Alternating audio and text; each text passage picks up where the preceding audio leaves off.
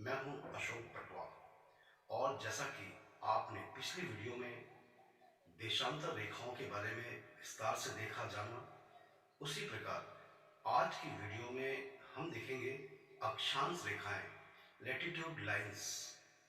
और ये अक्षांश रेखाएं क्या है, कितनी है, क्यों है, और इनका महत्व क्या है, दिन और रात छोटे और बड़े क्यों होते हैं, ऋतुओं में परिवर्तन क्यों होता है, वो सारी की सारी बातें आज की इस क्लास में हम जरूर देखेंगे। तो शुरू करते हैं आज का टॉपिक, अक्षांश रेखाएं।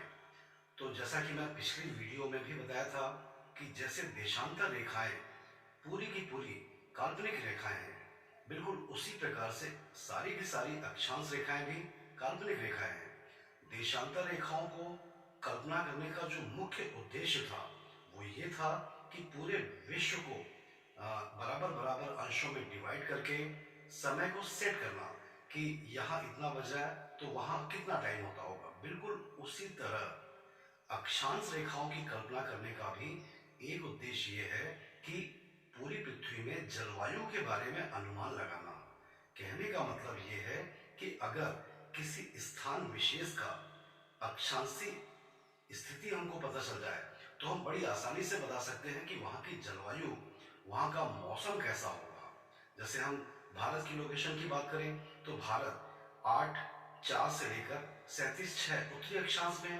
तो बड़ी आसानी से अमेरिका में या ब्रिटेन में बैठा हुआ व्यक्ति ये अनुमान लगा सकता है कि भारत में उष्णकटिबंधीय जलवायु पाई जाती होगी।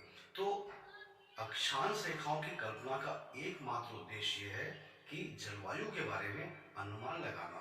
अब हम देखें अक्षांश रेखा है क्या। तो ग्लोब को देखें, पृथ्वी को देखें, तो पृथ्वी के बिल्कुल बीचों बीच, पृथ्वी के बिल्कुल बीचों बीच से मान लीजिए सेंटर पॉइंट ये है, तो इस सेंटर पॉइंट को लेकर एक जो गोला बनाया जाएगा, राउंड लाइन बनाई जाएगी, वृत्त आकार की जो लाइन खींची जाएगी, जैसे आप देख रहे हैं ये ऐसे, ठीक है, फिर इसके पीछे भी ऐसे घूमते हुए आकर ऐसे करके एक गोला सा जो लाइन बनेगा बिल्कुल पृथ्वी के बीचों बीच, इसी लाइन को नाम दिया गया है भूमध्य रेखा। ये 0 अंश अक्षांश की रेखा है और इसी रेखा को भूमध्य रेखा भी कहा जाता है। ठीक है, बिल्कुल बीचों बीच ये जो गोला बन रहा है इसको हम भूमध्य रेखा कहते हैं। और ये भूमध्य रेखा अगर हम देखें तो कौन कौन से महाद्वीपों से होकर गुजरी है, तो याद रखिएगा एशिया, उसके बाजू में अफ्रीका और उसके बाजू में दक्षिण अमेरिका। एग्जाम में अक्सर ये क्वेश्चन पूछा जाता है कि भूमध्य रेखा पर कौन कौन से देश स्थित हैं। तो उसको भी मैं यहाँ बता देता हूँ लाइन से कि भूमध्य रेखा में कौन कौन से देश हैं। तो जो प्रमुख प्रमुख देश हैं, और 10वां है इंडोनेशिया। तो प्रमुख प्रमुख की हम बात करें तो प्रमुख प्रमुख देशों में देखिए ब्राजील, इक्वाडोर, कोलंबिया, ये दक्षिण अमेरिका के देश हैं। Congo, Uganda, Somalia, Gabon, Kenya, ये अफ्रीका के देश हैं। और मालदीव, इंडोनेशिया, ये एशिया महाद्वीप के ये वो देश हैं जो भूमध्य रेखा पर है। और हम देखें भूमध्य रेखा सारी की सारी जो अक्षांश रेखाएं हैं, 90 अंश उत्तर में है तो 90 अंश अक्षांश रेखाएं दक्षिण में है। इन सारी अक्षांश रेखाओं में सबसे लंबी अक्षांश रेखा कौन सी है? भूमध्य रेखा। और इस भूमध्य रेखा की कुल लंबाई की बात करें तो ये लंबाई है 40। अब देखें भूमध्य रेखा की लंबाई कितनी, 40,090 किलोमीटर। और इस भूमध्य रेखा का अधिकांश हिस्सा जल वाले हिस्से में है। 78.7% हिस्सा जल वाले हिस्से से होकर माना गया है और 21.3 हिस्सा जो है वो स्थल भाग से होकर गुजरा माना गया है। ये सारी की सारी रेखाएं काल्पनिक हैं, इनको आप सचमुच में देख नहीं सकते, इनकी कल्पना की गई है और एक खास उद्देश्य के साथ इनकी कल्पना की गई है। पिछली क्लास में मैं देशांतर रेखा के बारे में बताया था, तो ये बताया था कि बिल्कुल जो बीचों बीच की रेखा है वो रेखा कौन सी है? 0 अंश देशांतर रेखा। और इसी 0 अंश देशांतर रेखा को GMT लाइन भी कहा जाता है, प्राइम मेरिडियन लाइन भी कहा जाता है। और इस रेखा से पूरे विश्व में टाइम सेट किया जाता है। तो हम क्या देख रहे हैं, दोनों एक दूसरे को कहाँ काट रहे हैं, मतलब शून्य अंश अक्षांश रेखा और शून्य अंश देशांतर रेखा, ये जिस पॉइंट पे एक दूसरे को काट रहे हैं उसको नाम दिया गया है शून्य द्वीप। और ये काल्पनिक नाम है, ऐसा कोई द्वीप नहीं है, ऐसा कोई द्वीप नहीं है, ये काल्पनिक नाम दिया गया है। और ये कहाँ पर स्थित है, तो याद रखिएगा ये गिनी खाड़ी में स्थित है। और ये गिनी खाड़ी कौन से महासागर में है, तो वो भी याद रखिएगा, ये दक्षिणी अटलांटिक महासागर में स्थित है। तो ये पॉइंट जहाँ पर शून्य अंश देशांतर रेखा शून्य अंश अक्षांश रेखा को काटती है, दोनों एक दूसरे को काटते हैं, उस पॉइंट को काल्पनिक नाम दिया गया है। क्या नाम दिया गया है, शून्य द्वीप। और ये दक्षिणी अटलांटिक महासागर में गिनी की खाड़ी में स्थित है। तो ये बातों को आप जरूर याद रखिएगा। इसके बाद हम देखें तो भूमध्य रेखा की और खास बात, ये जो भूमध्य रेखा जो राउंड लाइन बनी है, जो ऐसी राउंड लाइन बनी है, ये सबसे बड़ा अक्षांशीय राउंड माना गया है, यह सबसे बड़ा गोला वाली लाइन कहा गया, क्योंकि इसके ऊपर आप जाएंगे तो हमको मालूम है कि हर एक अंश में अक्षांश रेखा ऐसे 2 अंश में यहाँ पर, 3 अंश में यहाँ पर, तो हर एक अंश के बाद कुल मिला के 90 अंश उत्तर में तो 90 अंश दक्षिण में। इस तरह से हम देखें तो ये अक्षांश रेखाएं हैं, और हर एक अंश से दूसरे अंश की जो दूरी है, मान लीजिए यहां से यहां तक, यहां से यहां तक, वो है 111 किलोमीटर।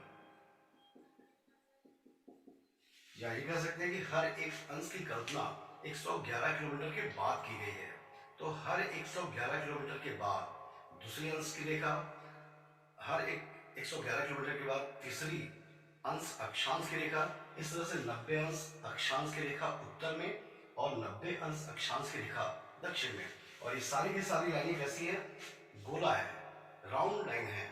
अगर हम पैरेलल देख रहे हैं तो इस तरह दिखेगा, अगर आप ऊपर से देखते हैं तो ऊपर से देखेंगे तो आपको ये कैसा दिखाई देगा, ये ऐसे दिखाई देगा।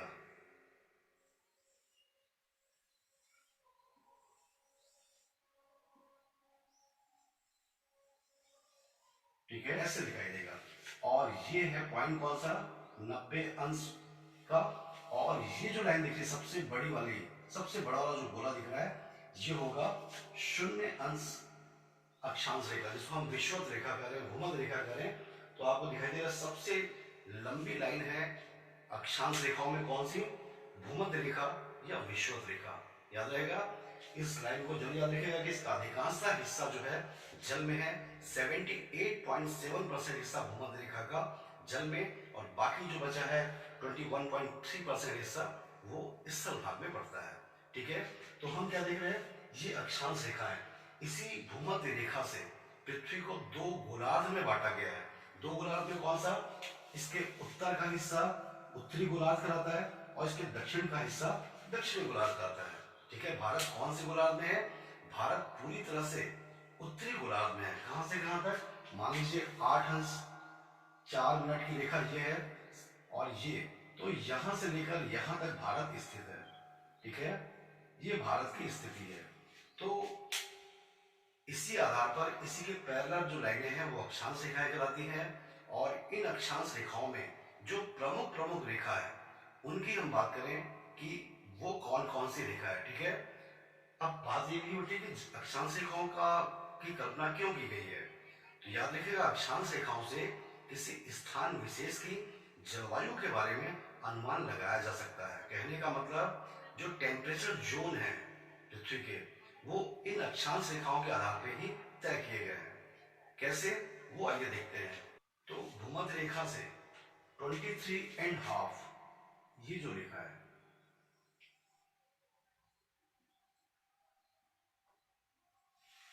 उत्तरी अक्षांश की रेखा। ठीक है, और इसी प्रकार से दक्षिण में हम देखें तो ये 23.5 दक्षिण की रेखा। ठीक है, तो इस बीच में जो भी क्षेत्र स्थित है, इस बीच में पृथ्वी में जो भी क्षेत्र स्थित है, इन क्षेत्रों पे कैसी जलवायु पाई जाती है, तो याद रखिएगा इन क्षेत्रों में उष्ण कटिबंधीय जलवायु पाई जाती है। तो ये उष्ण कटिबंधीय जलवायु का क्षेत्र है कहां से कहां तक, 23 हाफ नॉर्थ और साउथ के बीच में। उष्ण कटिबंधीय जलवायु का मतलब क्या होता है, तो उष्ण कटिबंधीय जलवायु का मतलब होता है कि ऐसा क्षेत्र जहां की जलवायु में गर्मी बहुत भयानक पड़ती है और गर्मी की तुलना में ठंडी बेहद हल्की फुल्की सी पाई जाती है। जैसे भारत हम देखें, भारत में गर्मी का जो समय होता है वो 45, 46, 47, कई बार 49 टच कर जाता है, तो और भी जगह ना 50 टच कर जाता है। तो गर्मी बहुत ज्यादा, और गर्मी की तुलना में ठंडियों का मौसम कैसे, बिल्कुल हल्का फुल्का, हाफ स्वेटर से या हाफ जैकेट से, कभी कभार फुल स्वेटर कभी। तो कहने का मतलब ऐसी जलवायु जहाँ गर्मी भयानक पड़ती हो और गर्मी की तुलना में ठंडी हल्की फुल्की हो, ऐसे जलवायु को हम क्या कहते हैं, उष्ण कटिबंधीय जलवायु। ठीक है। इसके बाद हम देखें दूसरी जो रेखा है वो है 66.5 की, नॉर्थ में भी और साउथ में भी।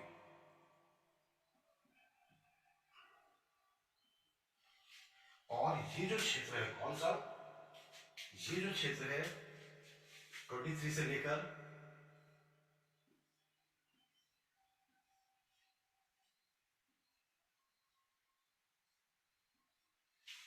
23.5 से लेकर 66.5 के बीच में यहाँ की जो जलवायु पाई जाती है वो कहलाती है शीतोष्ण कटिबंधीय जलवायु। और शीतोष्ण कटिबंधीय जलवायु का मतलब है ऐसी जलवायु जहां पर ठंड भयानक पाई जाती है और ठंड की तुलना में गर्मी कैसी, बेहद हल्की फुल्की सी गर्मी पाई जाती है। मतलब उष्ण कटिबंध की तुलना में शीतोष्ण कटिबंध जस्ट अपोजिट होता है। उष्ण कटिबंध में गर्मी भयानक, तो शीतोष्ण कटिबंध में ठंडी भयानक होती है और ठंडी की तुलना में गर्मी बेहद हल्की फुल्की सी पाई जाती है। इस उष्ण शीतोष्ण कटिबंध को भी हम देखें तो ये दो भागों में बटी हुई है। एक ऊपर का हिस्सा जहां पे ठंडी का प्रकोप ज्यादा होता है, ये जो हिस्सा है,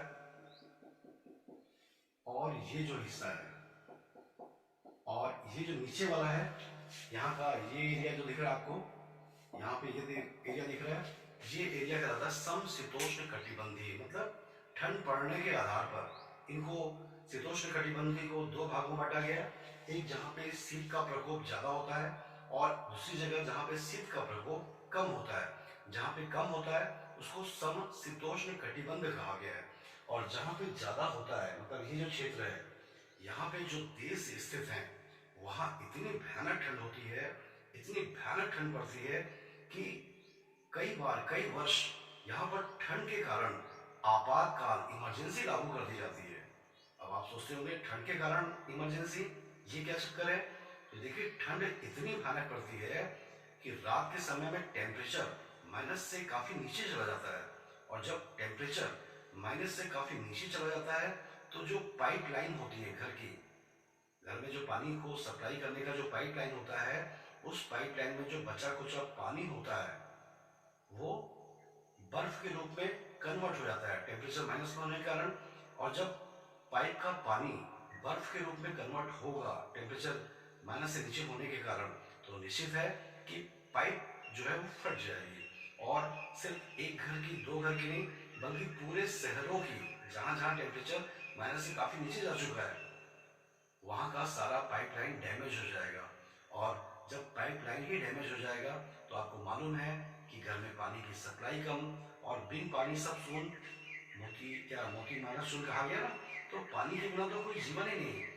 इसी कारण इन देशों में कई बार कई वर्ष ठंड के कारण आपातकाल लगा दिया जाता है। तो खैर जो भी हो, ये जो एरिया है 23 हाफ से लेकर 66.5 के बीच का एरिया, उत्तर में भी और दक्षिण में भी, इस एरिया की जलवायु को नाम दिया गया है शीतोष्ण कटिबंधीय जलवायु। ठीक है। तीसरी हम जलवायु देखें कौन सी, तो वो है 66.5 से लेकर 90, कहां पर, उत्तर में भी तो दक्षिण में भी। और यहाँ पर जो जलवायु पाई जाती है वो कैसी पाई जाएगी, तो याद रखिएगा यहाँ पर साल भर हमेशा हमेशा यहाँ पर ठंडी नहीं पाई जाती, बल्कि टेम्परेचर माइनस में होता है। और टेम्परेचर माइनस में होने के कारण क्या प्रभाव होता है कि यहाँ पर साल भर बर्फ की चादरें जमी होती हैं। साल भर माइनस में टेम्परेचर होने के कारण ये क्षेत्र हमेशा बर्फ से ढका होता है। ये उत्तर का हिस्सा जो है वो आर्कटिक वृत्त कहलाता है। ठीक है, क्या कहलाता है? आर्कटिक वृत्त मतलब गोला, राउंड। और दक्षिण का हिस्सा क्या कहलाता है? अटलांटिक वृत्त, गोला कहलाता है।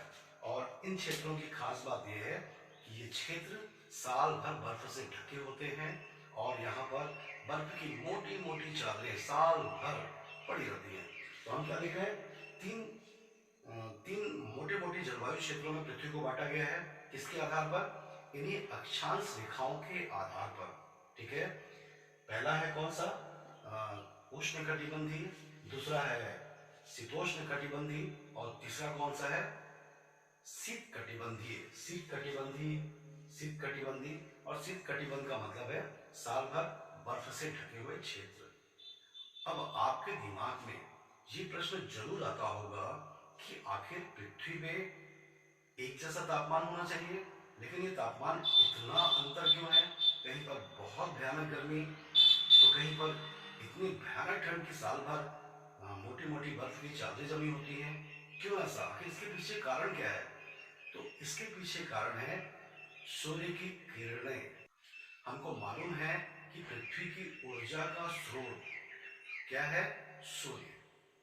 और सूर्य की किरणों से प्राप्त होने वाली ऊर्जा से ही पृथ्वी को तापमान मिलता है।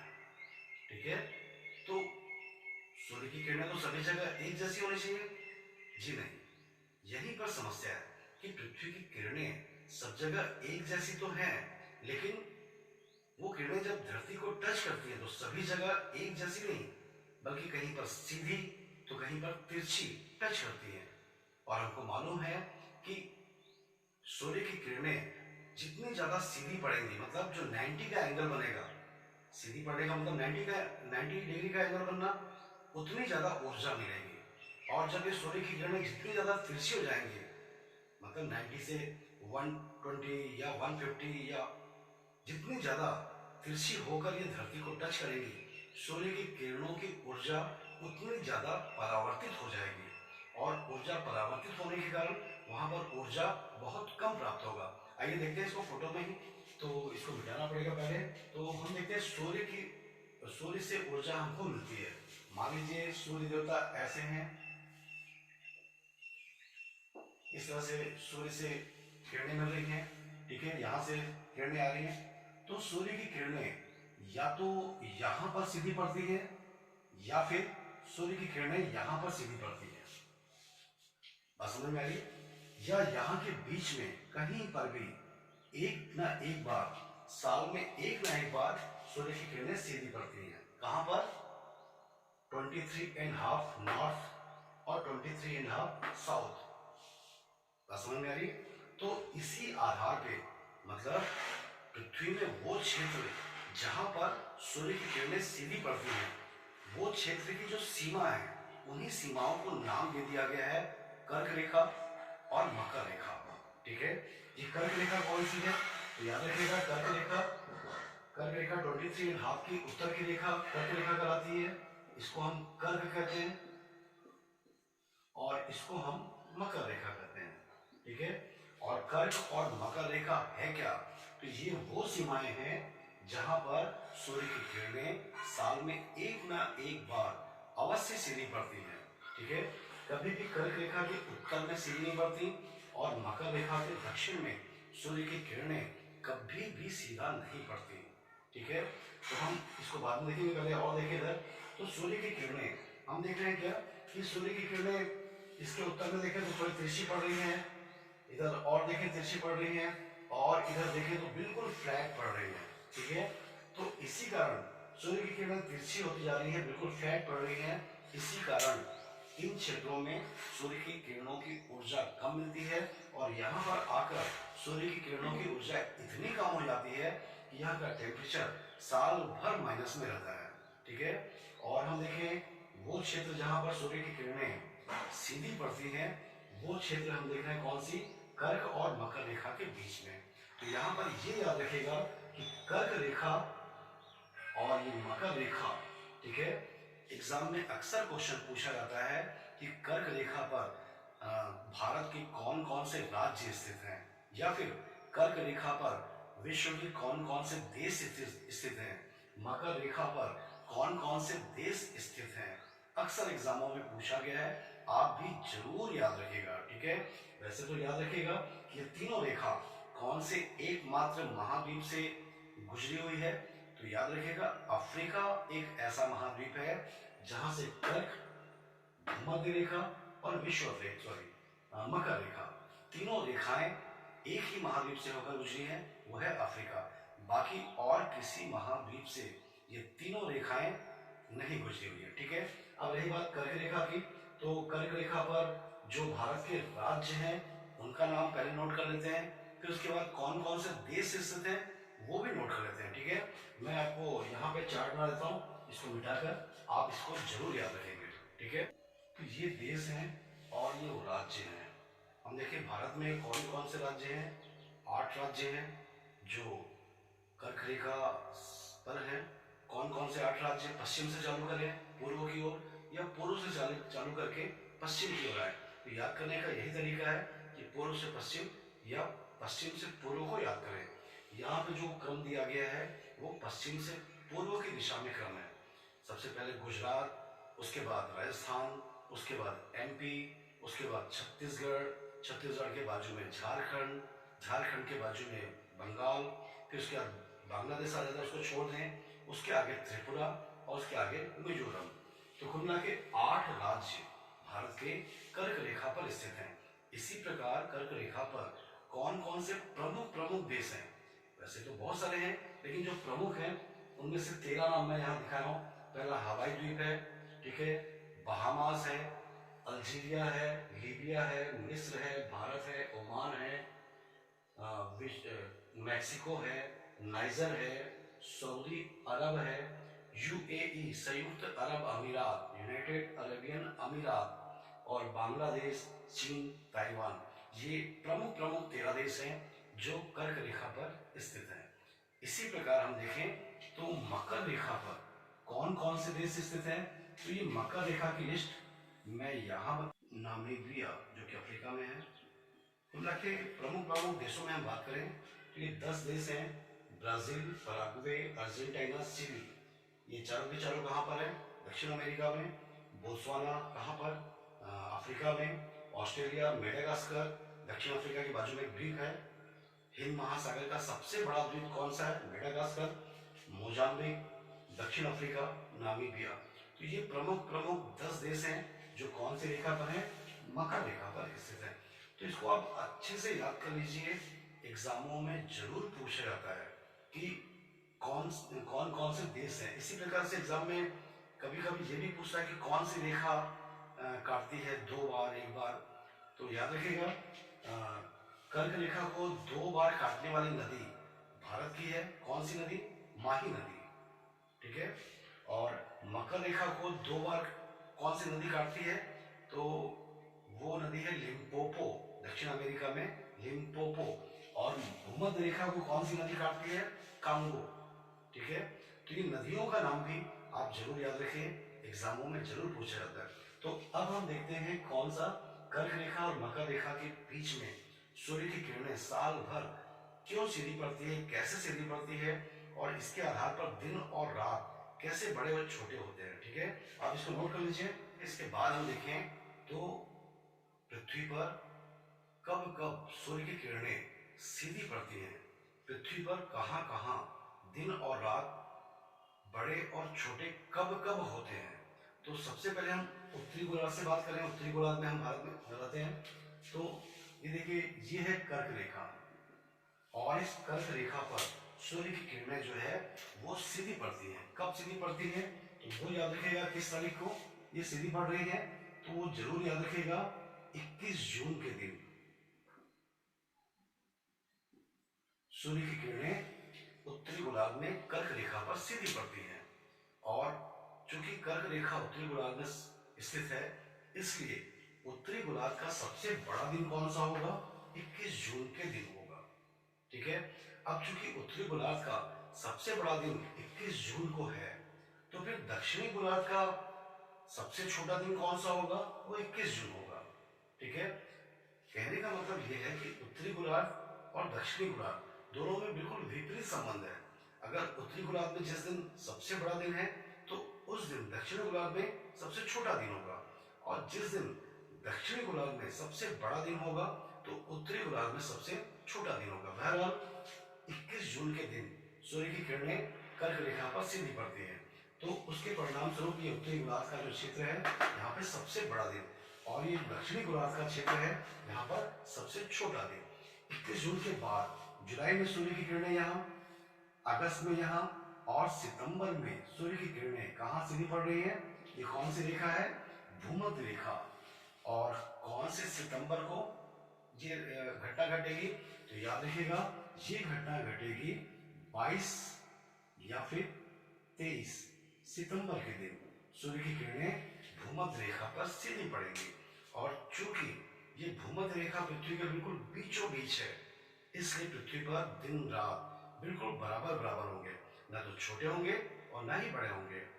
ठीक है, क्योंकि भूमध्य रेखा बिल्कुल बीचों बीच है। 22-23 सितंबर के बाद अगली घटना हम देखें, अक्टूबर में यहाँ सीधी पड़ेगी, नवंबर में यहाँ, और दिसंबर में कौन सी रेखा पर? मकर रेखा पर। कौन से दिसंबर को? तो वो याद रखिएगा कि 22 दिसंबर के दिन सूर्य की किरणें कहाँ सीधी पड़ रही है? मकर रेखा पर सीधी पड़ रही है, और मकर रेखा दक्षिणी गोलार्ध में, इसलिए दक्षिणी गोलार्ध का सबसे बड़ा दिन कौन सा होगा? 22 दिसंबर का दिन होगा। ठीक है। अब चूंकि 22 दिसंबर का दिन दक्षिणी गोलार्ध का सबसे बड़ा दिन है, तो उत्तरी गोलार्ध के लिए कैसा दिन होगा? वो सबसे छोटा दिन होगा। ठीक। अब 22 दिसंबर के बाद सूर्य की किरणें क्या इसके नीचे सीधी कहीं पड़ेंगी क्या? जी नहीं, इसके नीचे नहीं, बल्कि जहां से आई थी वहां वो वापस चली जाएंगी। पृथ्वी पर ये सीमाएं हैं, कौन कौन सी? मकर रेखा और कर्क रेखा। इसी सीमा के बीच में सूर्य की किरणें साल भर सीधी पड़ती हैं, यहां से यहां के बीच में, कभी भी कर्क के उत्तर में नहीं, कभी भी मकर के दक्षिण में नहीं। ठीक है। तो 22 दिसंबर के बाद सूर्य की किरणें हम देखें नवंबर में यहाँ पर, और नवंबर कहता हूँ, जनवरी में यहाँ पर, और फिर उसके बाद फरवरी में यहाँ पर, और मार्च में दोबारा एक बार फिर से कौन सी रेखा पर? भूमध्य रेखा पर। कौन से मार्च को? तो वो याद रखिएगा कि वो दिन होगा 21 मार्च। कहने का मतलब यह है कि भूमध्य रेखा यही एकमात्र वो जगह है जहां पर साल में, वर्ष में सूर्य की किरणें 2 बार सीधी पड़ती हैं। इसके अलावा पृथ्वी में कोई दूसरी जगह ऐसी नहीं है जहां पर एक वर्ष में 2 बार सूर्य की किरणें सीधी पड़ रही हों। ठीक है। भूमध्य रेखा पर 2 बार कब कब? एक 22 या 23 सितंबर के दिन, और दूसरी कब? ये 22 या 23 सितंबर के दिन, और दूसरी कब? 21 मार्च के दिन। ठीक है। और 21 मार्च को फिर से पृथ्वी पर दिन और रात बिल्कुल बराबर बराबर होगा। 21 मार्च के बाद सूर्य की किरणें कहाँ सीधी पड़ेंगी? यहाँ सीधी पड़ेंगी अप्रैल में, फिर मई में, और जून में दोबारा से कर्क रेखा। ठीक है। जून के बाद जुलाई, कुल मिला के साल भर यह चक्र कर्क और मकर रेखा के बीच में चलता रहता है। ठीक। तो याद रखिएगा, सबसे बड़ा दिन और सबसे छोटा दिन, और कौन कौन से दिन और रात बिल्कुल बराबर बराबर। इसके बाद हम देखें तो इसी से हम ऋतु परिवर्तन को देख सकते हैं। देखिए, ऋतु परिवर्तन का मतलब हमारे यहाँ जैसे भारत में देखें, ठंडी आती है, फिर गर्मी आती है, वैसे विश्व में भी होता है। क्यों होता है? इसी कारण होता है। हम देख रहे हैं अभी दिसंबर का समय है, मान लीजिए 22 दिसंबर, इसका मतलब क्या है? सूर्य की किरणें मकर रेखा पर है, और हम कौन सी रेखा पर है? कर्क रेखा पर है, और इन दोनों के बीच कितने अंशों का अंतर है? तो 23.5 उत्तर में, 23.5 दक्षिण में। टोटल कितने अंश हो गए? 47। मतलब हम अगर यहां पर हैं तो इस तरह से सूर्य की किरणें बढ़ रही, 47 डिग्री का कोण बना लीजिए, मान लीजिए, तो इस तरह से सूर्य की किरणें पड़ रही हैं। ठीक, इसलिए हमारे यहाँ ठंडी है। जबकि अगर यहाँ पर मकर रेखा की बात करें यहाँ पे, तो वहां पर सूर्य की किरणें कैसे पड़ रही है, 90 का एंगल बनाकर सूर्य की किरणें पड़ रही, तो वहां पे गर्मी, तो इन क्षेत्रों में इसलिए ठंडी है। और उत्तरी गोलार्ध में कैसा है, सॉरी दक्षिणी गोलार्ध में इस समय गर्मी का मौसम है। तो उत्तरी गोलार्ध में कैसा है, भारत या उत्तरी गोलार्ध में वहां पर ठंडी का मौसम है। जस्ट अपोजिट नेचर होता है। जैसे अभी आप इसको देखें, ये दिन है और ये रात है, ठीक है। अभी रात सबसे बड़ी है, हम उत्तरी गोलार्ध में भारत में सबसे बड़ी रात है, तो दिन कैसे है, सबसे छोटे हैं। अब जनवरी में क्या होगा, अगले महीने दिसंबर के बाद जनवरी में ये जितने छोटे होने थे रातें, सॉरी दिन, वो छोटे हो चुके, सबसे छोटे, सबसे बड़ी। अब ये थोड़े से बड़े हो गए, जनवरी में थोड़े से बड़े हुए और ये थोड़ी सी छोटी हुई, मतलब रातें थोड़ी सी छोटी, दिन थोड़े से बड़े। लेकिन ओवरऑल में क्या देख रहे हैं, अभी भी रातें दिन की तुलना में बड़ी है। तो क्या होगा, हमारे यहाँ ठंडी का मौसम होगा। फरवरी में क्या होगा, ये रातें थोड़ी सी और छोटी होंगी, ये जो दिन का मौसम है, दिन का समय है, ये थोड़े से और बड़े होंगे। लेकिन ओवरऑल क्या दिख रहा है फरवरी में, कि अभी भी ठंडी ही जारी रहेगी। मार्च में क्या होगा, ये रातें थोड़ी सी और छोटी होंगी, ये दिन थोड़े से और बड़े होंगे, दोनों बराबर हो गए। इसका मतलब क्या हुआ कि हमारे यहाँ का जो मौसम है, न ठंड होगा न गर्मी होगी। अब अप्रैल में क्या होगा, अप्रैल में ये दिन थोड़े से और बड़े होंगे, ये रातें थोड़ी सी छोटी होंगी। तो ओवरऑल क्या नजर आ रहा है कि दिन रातों की तुलना में बड़े हो गए। तो हमारे यहाँ गर्मी का शुभारंभ हो जाएगा। अप्रैल के बाद मई में ये दिन थोड़े से और बड़े होंगे, रातें थोड़ी सी और छोटी होंगी, इसका मतलब गर्मी और बढ़ जाएगी। मई में क्या होगा, दिन थोड़े से और बड़े, रातें थोड़ी सी और छोटी, गर्मी और बढ़ जाएंगी। 21 जून के दिन क्या होगा, दिन जितने बड़े होने थे वो हो चुके होंगे, रातें जितनी छोटी होनी चाहिए हो चुकी होंगी। इसका मतलब मैक्सिमम जो गर्मी है वो 21 जून तक पड़ चुकी होगी। जून के बाद जुलाई में क्या होगा, ये जो दिन सबसे बड़े हो चुके हैं, जुलाई में थोड़े से छोटे होंगे, और ये रातें जो सबसे छोटी हो चुकी थी थोड़ी सी बड़ी होंगी। लेकिन ओवरऑल क्या दिख रहा है, दिन अभी भी बड़े हैं। अगस्त, जुलाई के बाद अगस्त में हम देखें, दिन थोड़े से और छोटे, रातें थोड़ी सी और बड़ी, लेकिन ओवरऑल क्या नजर आ रहा है कि दिन अभी भी रातों की तुलना में बड़े हैं। इसलिए गर्मी जुलाई के बाद, सॉरी अगस्त के बाद सितंबर में क्या होगा, दिन थोड़े से और छोटे, रातें थोड़ी सी और बड़ी, लेकिन अब क्या हुआ, दोनों फिर से बराबर हो गए। इसका मतलब सितंबर के बाद फिर से मौसम में परिवर्तन। तो इस तरह से ऋतु परिवर्तन होता है। और इन्हीं ऋतु परिवर्तन को के बारे में जानने के लिए या किसी स्थान विशेष की जलवायु के बारे में अनुमान लगाने के लिए इन अक्षांश रेखाओं की कल्पना की गई है। तो आशा करता हूँ कि ये वीडियो आपको पसंद आया होगा। अगर आपको पसंद आया होगा तो लाइक करिए, कमेंट करिए, सब्सक्राइब करिए, जो जो कर सकते हैं वो करिए, ठीक है। आपने समय दिया, इसका बहुत बहुत धन्यवाद।